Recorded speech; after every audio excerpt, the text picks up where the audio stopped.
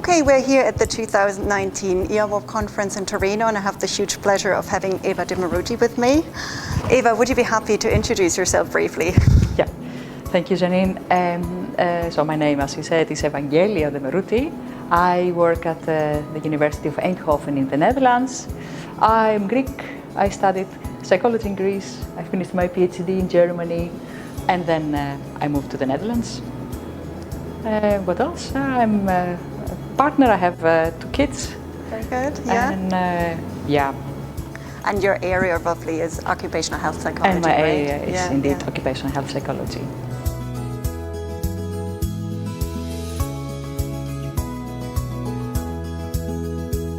Yeah, you're actually one of the leading scholars in the field. So I was really intrigued by, the question of what brought you to that particular topic. Why study occupational health psychology, and in particular well-being and engagement? Yeah, that's interesting because indeed, psychology was not the discipline that I wanted to study. I wanted to become a sport teacher. So the second choice was psychology. And since I didn't manage to pass the exams for sport because I hurt my meniscus, so I managed to study my second choice. But while I was studying there were several things that happened that interested me.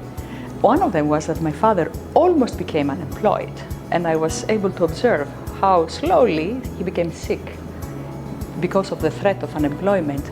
And then I thought, how is it possible that this employment or threat of unemployment can make people sick and not able to function? And so that triggered me. And then burnout was one of the topics that we were talking about at the university at that moment. And so I came to occupational health psychology to study that.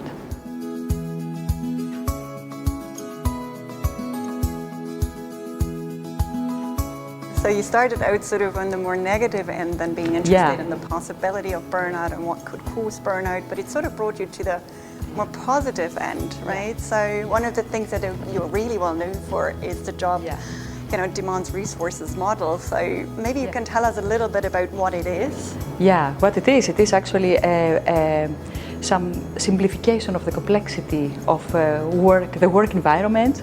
I was searching for the causes of burnout, and at that moment, of course, I didn't know the demands and resources model, but I knew a watch list of lots of demands and resources that I ever read in the literature at that moment that had been related to burnout. So I measured all of them, and then I did all the statistic book analysis that students do, and consistently I found these 2 processes that were related to the burnout symptoms. The 2 burnout symptoms are the reduced energy or exhaustion and reduced motivation or cynicism or distancing from work.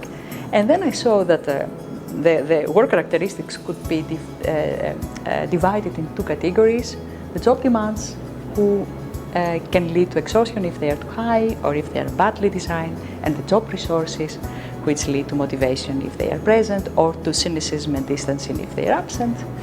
And I found them in all kinds of jobs and all kinds of positions that confirmed to me actually that it may be there. And I did that not only with questionnaires but also with observations, so observer ratings data. So others could also observe them. That made me also, Fascinating. Yeah, and it's a well-used model. I've just been to Wilmer's talk, and the increase and the uptake with regards to the model is exactly, is very impressive.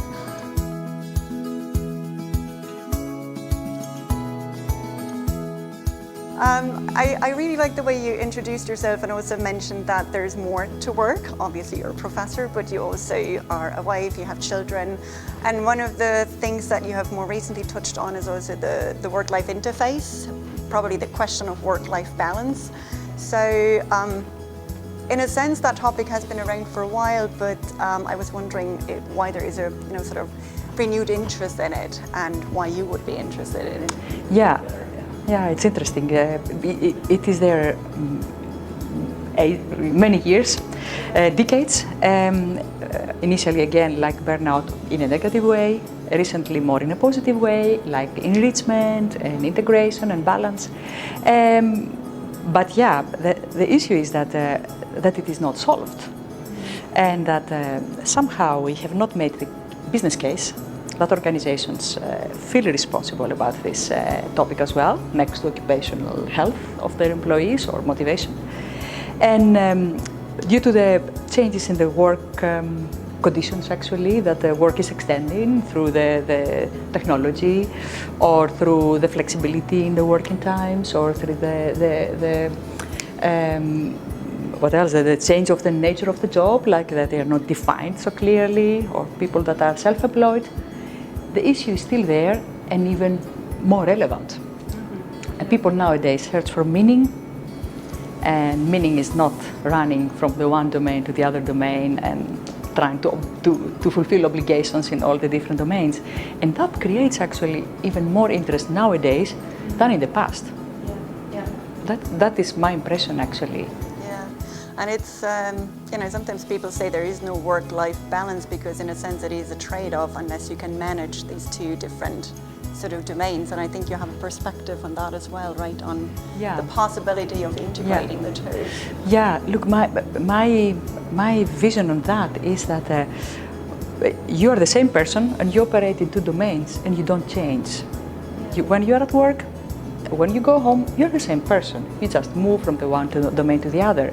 And it is not possible for you to completely cut and forget what you did at work or what you did at home. That's not possible. You're a human.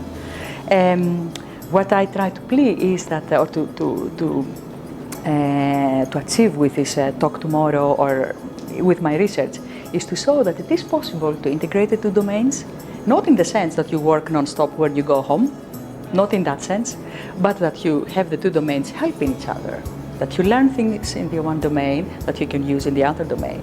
And that is very important.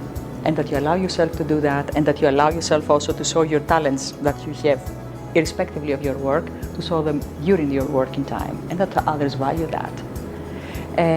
So I don't know whether I could call it integration, but authenticity in both domains actually, and not viewing the home domain as the place where you recover so that the next day you can go again to work.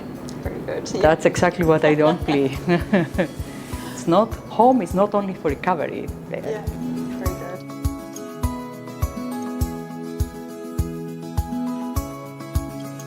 Would you have any advice for, you know, young people or, you know, young researchers around work-life, you know, balance, or also some organizational interventions that you would say, you know, things are really good to put into place in order to help with that? Yeah, for the organization, let's start, even if it's not easy. Work-life balance is not only taking care of providing to people flexible working times and maybe kindergarten, and for the rest completely misuse your people so that they are totally empty and exhausted when they go home and they cannot even drive safely to go home.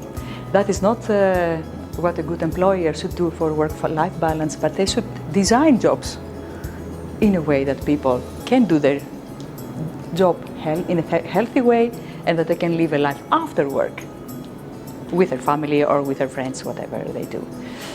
So design work for yourself, for the self and for the family. What people themselves can do. It is very important to be very conscious and aware of effective and non-effective strategies. It is possible that 1 week that you have a deadline, you work hard, but this should not be the rule. You have to be aware that you have to have a day that you say 1 day a week at least. That's what I do. Every Saturday I don't know where is my computer, I don't touch at all. I'm not an employee at all. On Sunday maybe I start to do something, maybe.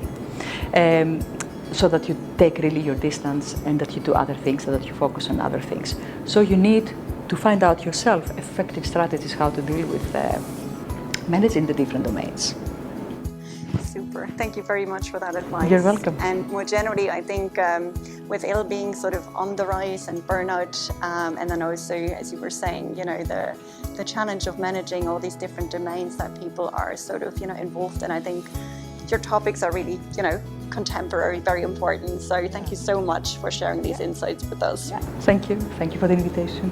Thank you.